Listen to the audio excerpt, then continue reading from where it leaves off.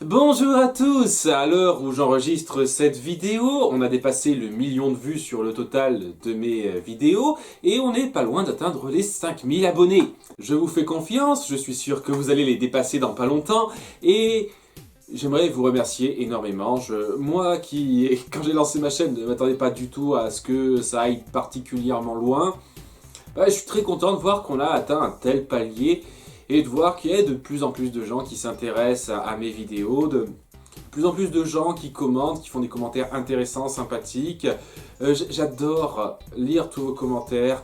Je n'y réponds pas souvent, je sais, j'en suis désolé, c'est parce que je fais partie de ceux qui n'aiment pas écrire juste pour dire des banalités.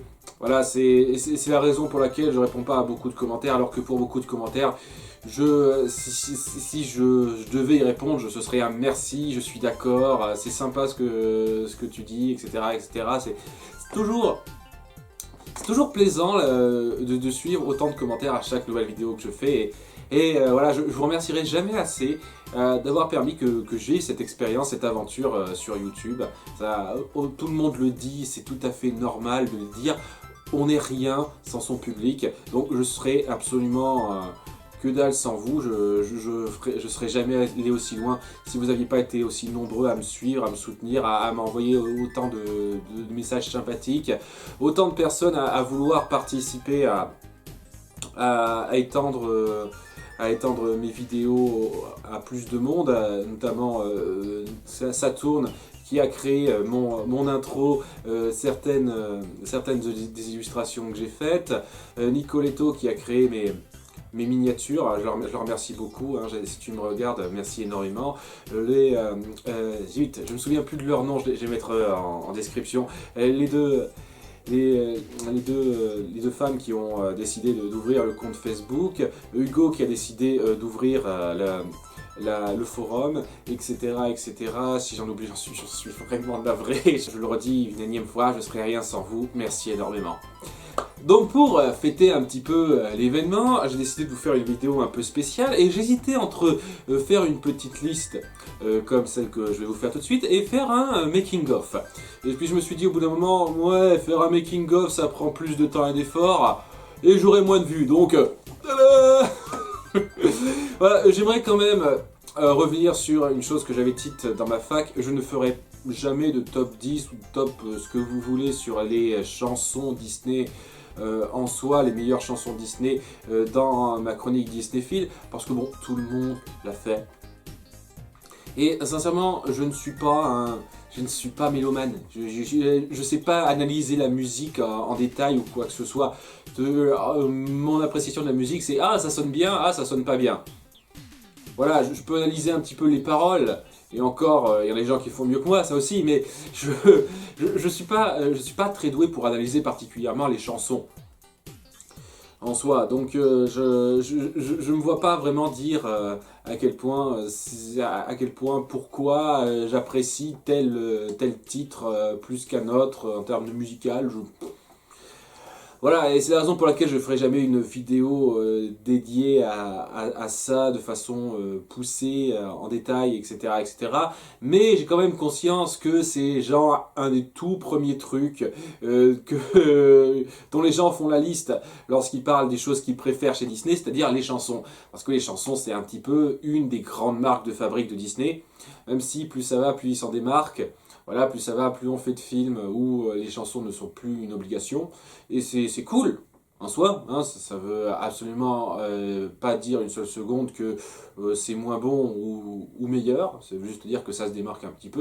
C'est bien la diversité. Et de la même façon que j'ai dit qu'on se dévoilait un petit peu par ses films Disney préférés, eh bien on se dévoile un petit peu aussi par ses chansons Disney préférées. Et c'est une façon intéressante de nouer un lien avec vous pour fêter l'événement, pour vous parler de mes chansons préférées Disney. La raison pour laquelle c'est vraiment en freestyle, sans texte préparé, c'est en grande partie parce que, comme je dis, je me sens pas très doué pour analyser une musique, et au final, la plupart des chansons que vous allez voir dans cette liste Les paroles, ce sera en secondaire. Je veux dire, je vais pas dire une seule seconde que les paroles, c'est pas important, mais le plus important, c'est est-ce que l'air me parle, est-ce que je suis pris dans l'air. Et je sais pas particulièrement à expliquer un air, dire en quoi il est bien. Donc voilà, c'est la raison pour laquelle j'ai pas particulièrement envie de vous faire une explication au détail de pourquoi j'adore telle ou telle chanson, etc., etc. Parce que bon, je ne saurais pas vous donner une explication qui a beaucoup de pertinence. Voilà, cela étant, j'aimerais faire 2-3 petites règles par rapport à ça. Donc, je vais traiter de chansons Disney.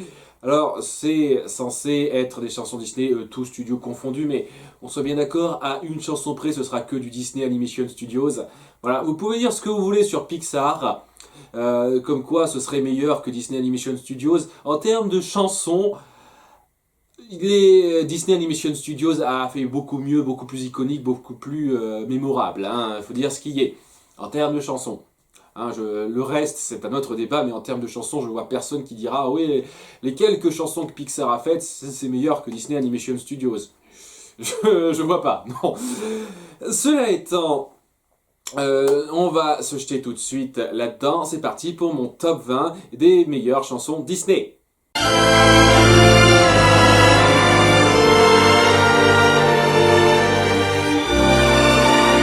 J'aime pas quand t'as l'air malheureux, Gaston, est complètement raplapla.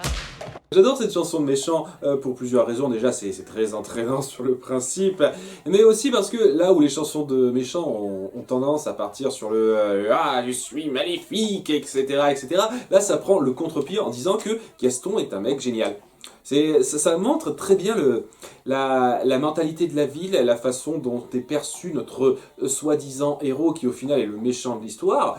Et c'est très intéressant pour montrer ça avec ce truc assez jovial, qui a pas l'air de une seule seconde de crier ah méchanceté, etc. Mais ça joue très bien là-dessus, et c'est une très bonne illustration du personnage de Gaston qui aide beaucoup à en faire un des plus grands méchants Disney à mes yeux. Personne ne persécute les vieux fous comme Gaston. Et bientôt nous érigerons sa pierre tombale, t'es un sale con, Gaston. Attaquons l'exercice pour défaire les Ok, le message de la chanson et ce qu'il veut faire passer est assez basique, c'est-à-dire que voilà, il faut se montrer fort comme un homme, être persévérant, savoir se battre, etc. Toutes ces qualités-là, il les attribue aux hommes. C'est-à-dire, c'est un truc d'homme. Et bien entendu, ironie, son meilleur soldat s'avérera être une femme. C'est très ironique sur le principe. En termes de texte, c'est pas sensationnel en soi. Ça amène à un petit moment de montage plutôt sympathique. Le plus important avec cette chanson, ce qui me plaît le plus là-dedans, c'est son air, quoi. C'est super entraînant, ça monte, etc., etc. Ça se retient très bien. Toute ma vie, je n'ai trouvé que des portes fermées. Jusqu'au jour où je suis tombé sur vous. Cette chanson, beaucoup la considèrent comme étant assez particulière, puisque c'est censé être une belle chanson d'amour qui au final n'aura aucune signification, plutôt une signification très controversée, très remise en question, vu le statut de Hans à la fin. Ce que j'aime beaucoup là-dedans, c'est que mine de rien, en tant que chanson d'amour, c'est vachement entraînant, c'est très jovial, ça s'écoute bien, le duo marche parfaitement, sérieusement, et a pas mal d'aspects, et c'est peut-être un des trucs qui fait que j'ai légèrement du mal avec la révélation sur Hans. Je trouve pas que c'est affreux ou quoi que ce soit, qu'on soit bien d'accord. Hein. J'ai légèrement du mal avec ça, parce que, punaise, c'est vachement crédible pour moi. À nouveau, on est dans un monde où il y a de la magie et tout, quoi. L'amour coup de foudre ne me dérange pas dans ce genre d'histoire-là. Et donc, le fait de faire passer votre message là-dessus mais c'est pas forcément le point qui m'a le plus extasié dans le film.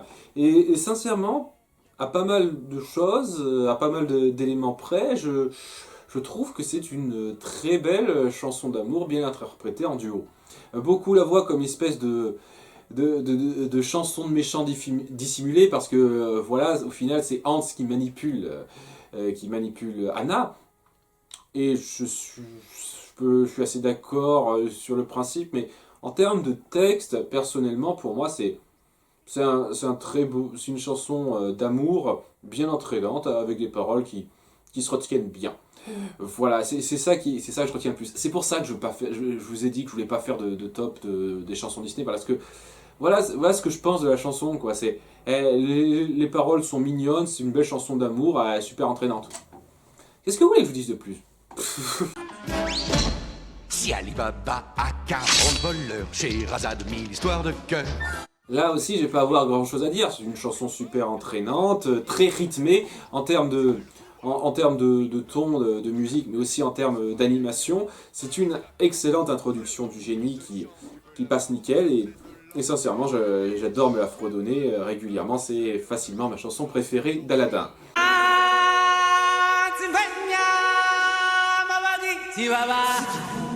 Et oui, vous ne rêvez pas, je cite le Roi Lion dans un de mes tops. C'est un miracle.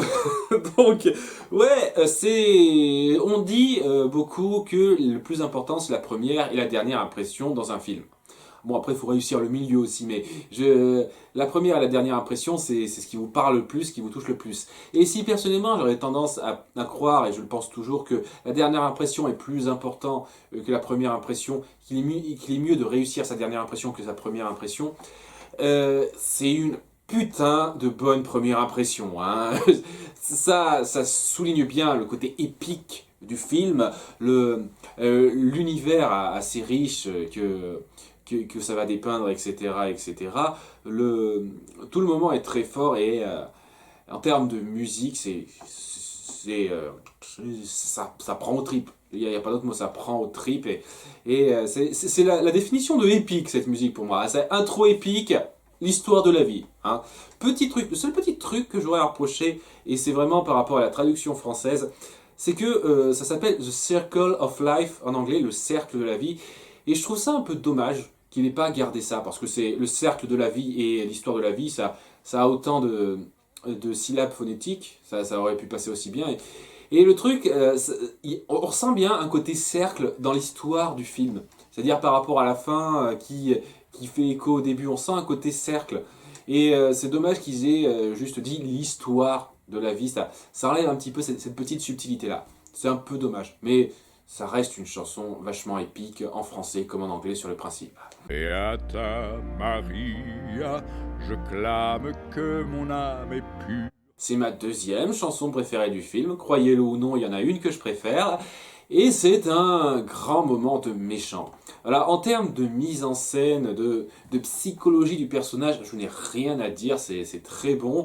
La raison pour laquelle il n'est pas aussi haut placé que d'autres chansons, c'est parce que malgré tout, j'ai du mal à accrocher à l'air à certains moments. L'intro arrive pas trop à m'accrocher, je sais que c'est par rapport à la mise en scène, mais voilà, il y a pas mal d'autres chansons où ça commence doucement, où j'arrive quand même à accrocher un petit peu. Là il faut vraiment qu'il se passe une trentaine de secondes pour que j'arrive vraiment à accrocher à l'air de la musique.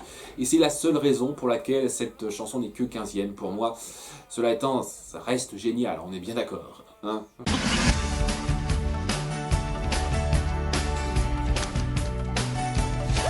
Je le redis, je trouve que la façon d'amener les chansons dans Tarzan était une bonne idée, bien illustrée, ça donne un cachet au film qui passe très bien et qui illustre un peu le côté réaliste. Je pense pas tout à fait la même chose de Frères des Ours, il n'y a aucune chanson de Frères des Ours là-dedans, je vous le dis tout de suite, parce que ouais, c'est un cadre moins réaliste déjà, et puis ça a été moins bien géré. Enfin, j'aurai le temps d'y revenir quand ça viendra, mais... Voilà, j'apprécie toutes les chansons de Phil Collins et comment elles s'incorporent dans le film. La meilleure pour moi, la plus entraînante, la mieux réussie, c'est Enfant de l'homme, qui certes, en termes de paroles, se répète un petit peu.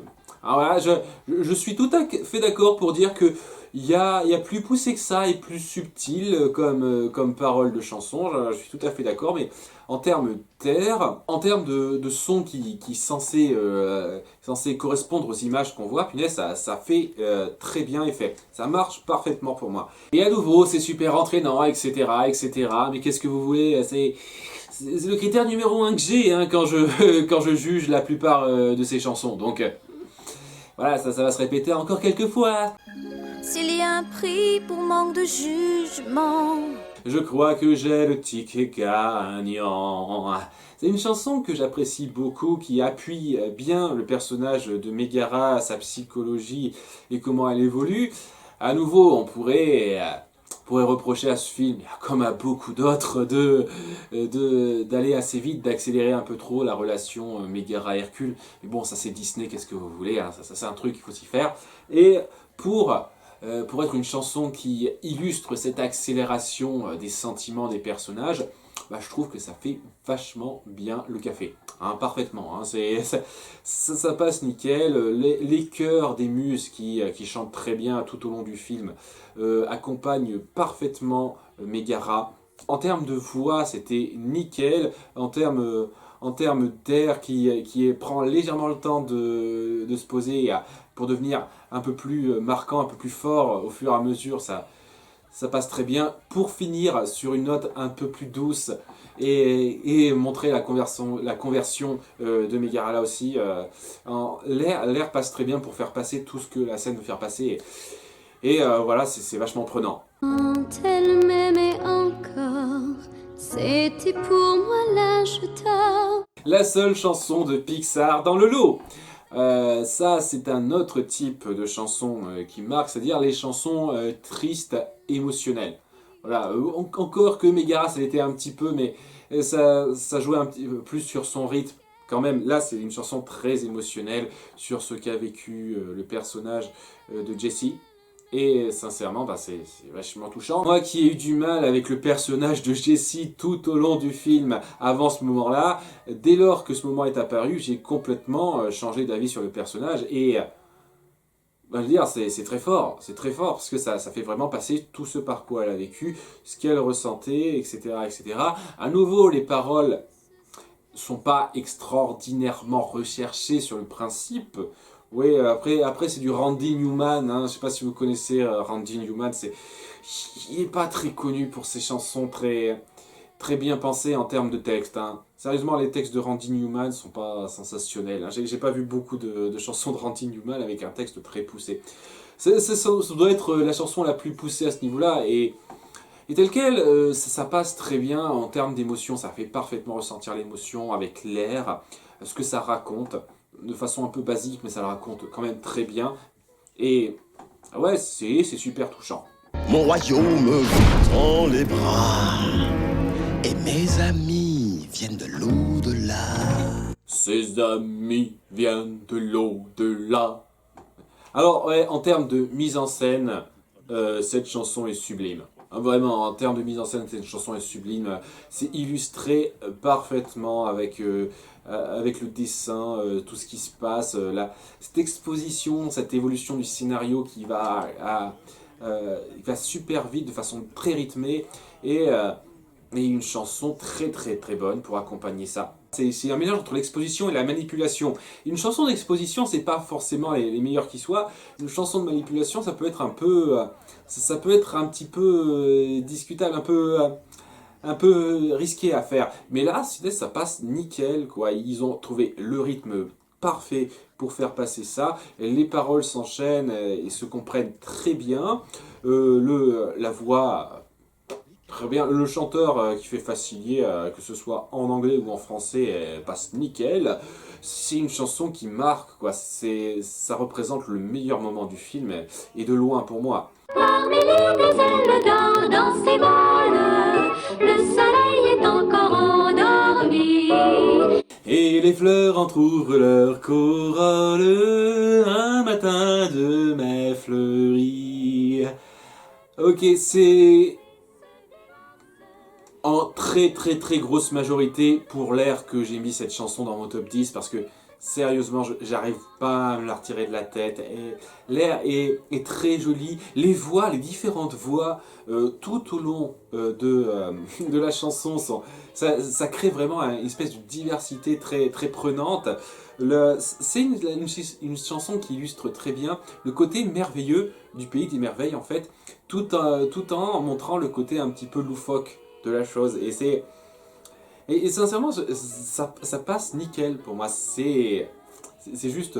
Voilà. C'est une chanson qui illustre très bien le film pour moi, c'est-à-dire un côté très joli, un peu contemplatif pour le plaisir des sens, tout en ayant cette touche de loufoquerie constante qui vient vous divertir. Et sérieusement, c'est un passage que j'adore me voir et me fredonner très régulièrement. Toi qui crois que la terre est ronde. Mon film préféré a sa chanson dans le top 10, c'est une surprise. Oui, alors j'aime beaucoup l'air. Je trouve sincèrement que David Hallyday interprète très bien la chanson. Il a son accent très rock sur le principe. Voilà, à nouveau, hein, je ne suis pas un spécialiste, donc accent rock, ça se trouve, vous vous dites qu'est-ce que c'est que cette merde, qu'est-ce qu'il raconte. Oui, c'est comme ça que je le ressens. Il a un accent qui m'évoque le rock. Voilà, donc il a son accent très rock qui fait très bien passer la chanson, bien mieux que dans la VO pour moi. Et en termes de ton, d'air, ça passe très bien. En termes de message aussi, c'est très bon par rapport au fait qu'il faut choisir soi-même son chemin, qu'il faut se lancer pour être un homme libre et faire ce qu'on veut, qui va illustrer un petit peu ce par quoi va passer le personnage central. Et pour moi, c'est une chanson qui s'intègre vachement bien dans le film, voilà, qui fait passer à une espèce de montage où nos deux persos principaux se rapprochent et qui est fait parfaitement. Moi je voudrais parcourir le monde. Moi je voudrais voir le monde danser. C'est genre la chanson numéro 1 qu'on évoque quand on pense à Disney. Bon, j'exagère un petit peu maintenant, la chanson numéro 1 qu'on évoque, vous la verrez plus tard dans le classement. Mais ouais, cette chanson-là, c'est juste magnifique pour moi. C'est la chanteuse a une voix sublime. Le principe, ça va aussi crescendo, c'est-à-dire qu'au début elle est très enjouée, puis après elle part sur le fait qu'elle en veut plus, et ça marche très bien, ça nous fait ressentir un petit peu son émerveillement et ses désirs. Et donc ouais, quand une chanson nous fait vraiment parfaitement ressentir ce qui se passe dans la tête du personnage, c'est déjà un très bon point, un excellent accomplissement. Et à la fin, le partir là-bas, de fin qui illustre tous les désirs d'Ariel, il passe à la perfection. Et honnêtement, c'est une chanson qui marque et qui continuera de marquer, je pense, pendant des générations. Histoire éternelle. C'est considéré comme la plus grande chanson d'amour existante. C'est difficile de ne pas la mettre dans mon top 10. Oui, j'adore cette chanson aussi. Et Madame Samovar a une très belle voix. Une très belle voix maternelle qui illustre très bien le propos. C'est très joli, c'est très touchant. C'est à nouveau une chanson émotionnelle où il y a un espèce de crescendo là aussi. C'est-à-dire que je vais dire crescendo souvent parce que j'aime beaucoup ce mot-là, et surtout parce que sans ça, c'est-à-dire au début ça va doucement et à la fin ça monte, ça grimpe. J'ai envie de dire, c'est ce que font beaucoup de chansons, c'est pour ça que je le dis. Mais voilà, là il se ressent très bien, quoi. Au début c'est doux, et puis au bout d'un moment c'est assez fort avec les émotions qu'ils ressentent pendant qu'ils dansent, et à la toute fin ça redescend. J'aime beaucoup ça, cet effet-là, qu'on trouve dans beaucoup des chansons de ma liste. C'est-à-dire ce principe de partir doucement pour aller très fort, et puis pour redescendre à la toute fin. Voilà, ça crée vraiment en termes de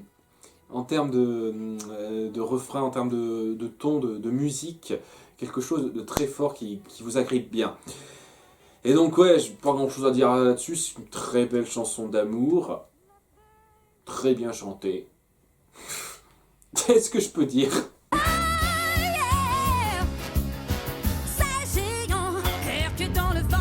Oh punaise! Si vous me demandez la chanson que j'adore le plus souvent me chanter quand je suis tout seul, c'est celle-ci. Le rythme effréné qui part dès le début, là, cette fois c'est plus crescendo, c'est dès le début, et qui demeure jusqu'au bout en allant de plus en plus fort, en montrant tous ces événements très très vifs.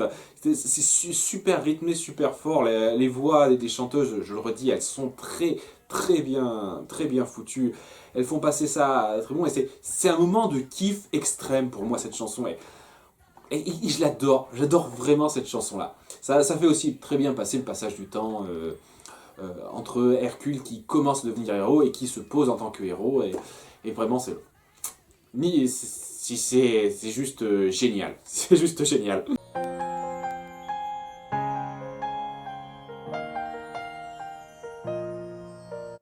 Désolé de ne pas être original.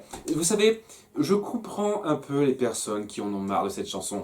Parce que dès lors qu'on parle à des enfants ou à des gens qui réfléchissent pas trop, la première chose qu'ils font quand ils reprennent ces chansons, c'est de partir directement du refrain et de chanter seulement le refrain. Voilà, donc je suis sûr que les gens qui ont des enfants et qui en ont marre de cette chanson, vos enfants, ils ont dû vous faire depuis du début à la fin encore et toujours la même chose, c'est-à-dire « Libéré, délivré, je ne mentirai plus jamais », encore et encore. Voilà, seulement ça, et c'est lourd. D'ailleurs, les Restos du Cœur ont repris cette chanson et ça m'a complètement cavé que la seule chose qu'ils aient fait, c'est répéter le refrain en boucle. C'est débile, c'est complètement débile. Parce que pour moi, ce qui marche énormément dans cette chanson, et ce qui fait que je l'adore, c'est à nouveau parce que ça va crescendo, c'est dans sa globalité que je l'adore. Moi, j'adore me chanter cette chanson à partir du début. C'est-à-dire, l'hiver s'installe doucement dans la nuit, la neige est reine à son tour. Et vous voyez, déjà, ça commence doucement, et ce que j'aime beaucoup, c'est vraiment en plusieurs temps, cette chanson. Ça va très doucement, elle commence à prendre de la confiance en elle et à se lâcher un petit peu, et au fur et à mesure elle se lâche de plus en plus et on sent qu'elle est de plus en plus prise là-dedans. C'est en termes de chansons, d'air, c'est super bon. En termes de paroles, ça illustre parfaitement l'évolution psychologique d'Elsa à ce moment-là, et c'est super fort, superbement réussi. Le gros problème que j'aurai avec ça, c'est après. C'est-à-dire que, ouais, on développe un nouvel état d'esprit pour Elsa, et puis on le gère plus après, quoi. C'est-à-dire que on joue pas dessus, quoi. On joue pas sur le fait que Elsa se sente libérée, délivrée, et libérée de toute contrainte, et plus capable de faire tout ce qu'elle veut maintenant. C'est dommage. Voilà, on passe directement, peu de temps après ça, ah mon Dieu, je me sens coupable à nouveau. Et ça aurait mérité d'être davantage développé pour la suite, mais par rapport à cette chanson-là, c'est développement de personnage nickel, air parfait qui monte de façon très forte. J'adore cette chanson, vraiment, je l'adore cette chanson, et même si je peux comprendre aisément que ça agace certaines personnes d'entendre encore et toujours la même chose, le même refrain, parce que les gens ne savent rien retenir d'autre, eh ben je peux pas m'empêcher de l'adorer en soi.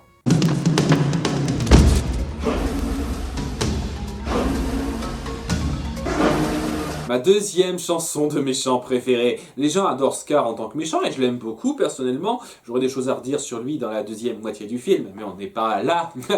Mais mine de rien, c'est une excellente chanson. À nouveau, ça commence doucement, enfin relativement doucement par rapport à la suite. Et c'est relativement malsain parce que ça leur monte dans la tête cette idée de tuer Mufasa, de devenir une espèce de nouvelle race qui va s'imprégner dans le monde. Et ouais, il y a beaucoup de gens qui font un parallèle avec, avec la race aryenne, et je veux dire, punaise, la façon dont certaines choses sont mises en scène, c'est fortiche. Je veux dire, voilà, au début, c'est Scar qui discute, qui parle tout seul avec les hyènes, et déjà rien que ça, c'est très fort, mais le moment où les hyènes commencent à scander en chœur tout ça, mais c'est waouh!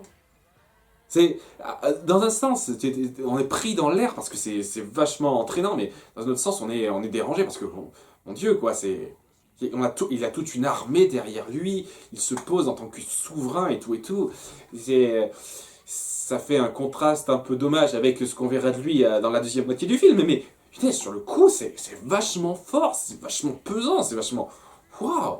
On est pris au triple, là. On est vraiment pris au triple. Et c'est vraiment une chanson de méchant hyper réussie. Il n'y a rien à faire avec ces païens indiens. C'est une race de vipères de bon à rien. Mais pas autant que celle-ci. Ok, on peut dire beaucoup de choses sur les problèmes de Pocahontas, et ce film a des problèmes, vraiment. Mais pour moi, je le redis, son final est vachement bien réussi, et son final repose en grande partie sur cette chanson, qui est entraînante de façon vachement perturbante, en fait. Parce que ouais, je suis pris dans l'air, j'ai envie de le chanter, mais après, je vois les paroles et je me dis, est-ce que j'ai envie de chanter ça? C'est ça le truc. Cette chanson est une chanson de haine, vraiment de haine envers l'autre, envers la race qu'on ne connaît pas, qu'on juge comme ennemie. Et c'est, je pense, la chanson la plus osée qu'a jamais faite Disney de toute sa carrière. Depuis le moment où ce studio existe, ils n'ont jamais fait plus osé comme chanson. Je veux dire, vous pouvez parler d'Infernal de Frollo, là aussi c'est assez osé sur le principe, mais mine de rien, ça montre juste, c'est juste un personnage qui n'a pas conscience qu'il est un connard. C'est très fort, hein, qu'il est un connard et qu'il désire quelqu'un. Je veux dire, c'est très fort sur le principe, mais c'est un personnage, quoi. C'est un personnage qu'on pointe comme étant le grand méchant. Là, cette chanson, c'est pas juste Radcliffe qui dit « je suis un grand méchant », c'est tout le monde qui se laisse emporter par la haine, les Blancs comme les Indiens. Et cette espèce de parallèle, de moment où on les voit chaque camp dire à quel point les autres sont des sauvages, qui ne sont pas des êtres humains, qui méritent d'être exterminés, waouh, ça vous prend au cœur, ce truc. J'ai jamais été aussi estomaqué, aussi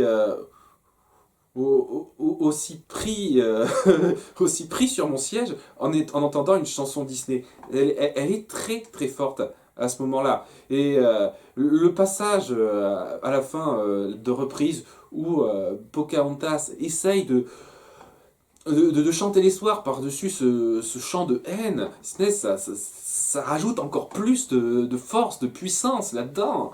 C'est une chanson très très forte que j'aime m'écouter tout en étant perturbé de l'écouter. C'est très particulier. Et honnêtement, c'est ça qui fait sa force et qui lui donne un statut très, très particulier. Et vraiment, elle mérite vraiment d'être reconnue, cette chanson-là. Parce que voilà, c'est une façon très, très, très forte de dépeindre les méfaits du racisme, tout simplement, via une illustration très, très brute, très rentre-dedans, qui honnêtement laisse un impact. En tout cas, moi, ça m'a laissé un très fort impact. À l'abri des fenêtres et des parapets de bière, je regarde vivre les gens d'en bas.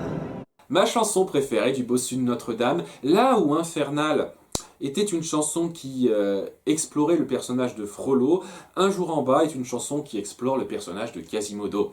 Et mine de rien, malgré le fait que Frollo soit considéré comme genre la meilleure partie du film, je trouve que Quasimodo, si je devais comparer les deux personnages, je trouve que je préfère légèrement Quasimodo, moi. Quasimodo est un excellent héros pour lequel on ressent énormément de peine. Et son désir de rencontrer les gens, de vouloir être autre chose que cette espèce de monstre qu'il perçoit en lui, surtout par le biais de Frollo, par rapport à la première partie de cette chanson, est vachement bien illustré là-dedans. C'est-à-dire, au début, c'est en deux temps, quoi. Il y a une partie très douce où Frollo rabaisse complètement Quasimodo en lui disant qu'il ne pourra jamais être vu par les autres, être accepté par les autres, qui finit par qui finit par ce moment très de musique vraiment très entraînant, très, très fort, très, très haut, où Quasimodo hurle son envie d'être accepté, d'être parmi les gens. Et en termes de mise en scène, c'est déjà exceptionnel. L'air est super mémorable, super entraînant. Les paroles parfaitement choisies. Je suis pris dans ce moment. C'est le moment chanté le plus fort du film. Et enfin, pour terminer, ma chanson Disney préférée. Courage, petite sœur. Bon, si vous avez suivi ma FAQ, vous devriez savoir déjà que c'est ma chanson Disney préférée. Et c'est assez difficile à expliquer par rapport aux deux précédents. Je veux dire, les deux chansons précédentes, je pourrais m'étendre pas mal de temps sur pourquoi je les adore. Celle-là, c'est tout simple en fait. L'air est extrêmement joli. La situation que ça illustre est assez touchante par rapport à Penny. Penny qui est un personnage que je trouve pas sensationnel en soi. Hein. Je veux dire, vraiment, complètement à part, Penny est un personnage de gamin pas très intéressant. C'est plutôt ce qui lui arrive qui nous fait nous ressentir de la peine pour elle. Et voilà le principe de cette chanson, ça fait un très beau contre-pied à la situation ultra triste dans laquelle Penny se trouve. En nous chantant l'espoir pour cette fille qui nous cherche, car punaise. Ok, excusez-moi, je vais essayer de me contenir jusqu'à la fin de la vidéo, mais chaque fois que je pense à cette chanson, j'ai beaucoup de mal. C'est très... Penny qui a tellement peur d'être rejetée, de ne pas avoir quelqu'un pour l'aimer, qui a ce chant d'espoir qui résonne en elle, puisque en gros, on s'imagine plutôt que c'est elle qui s'imagine ce chant d'espoir-là. C'est tellement beau sur le principe, l'air est magnifique, les paroles sont pas forcément les plus subtilement écrites, j'en ai conscience, mais punaise, ça fait extraordinairement mouche. Et voilà, j'ai beaucoup de mal à penser à cette chanson et sans chialer, hein, comme vous le voyez. Donc voilà, c'était ma liste, mes 20 chansons préférées Disney. N'hésitez pas à faire partager vos chansons Disney préférées en commentaire. Je vous remercie à nouveau énormément de me suivre, d'être aussi nombreux, de continuer à venir, d'être de plus en plus nombreux. C'est un vrai bonheur pour moi d'avoir autant de gens qui apprécient ce que je fais et qui réagissent à ce que je fais.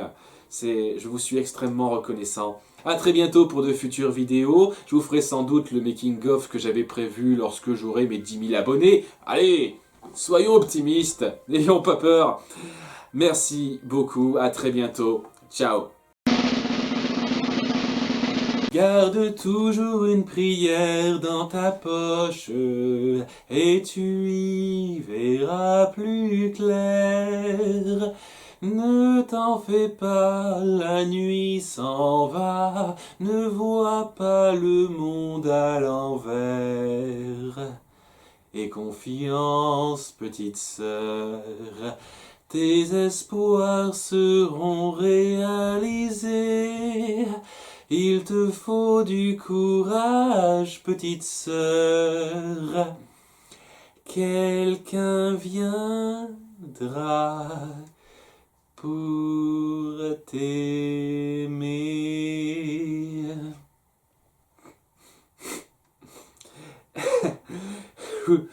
Si vous voulez bien m'excuser, je vais aller me baigner dans un bain de mes propres larmes.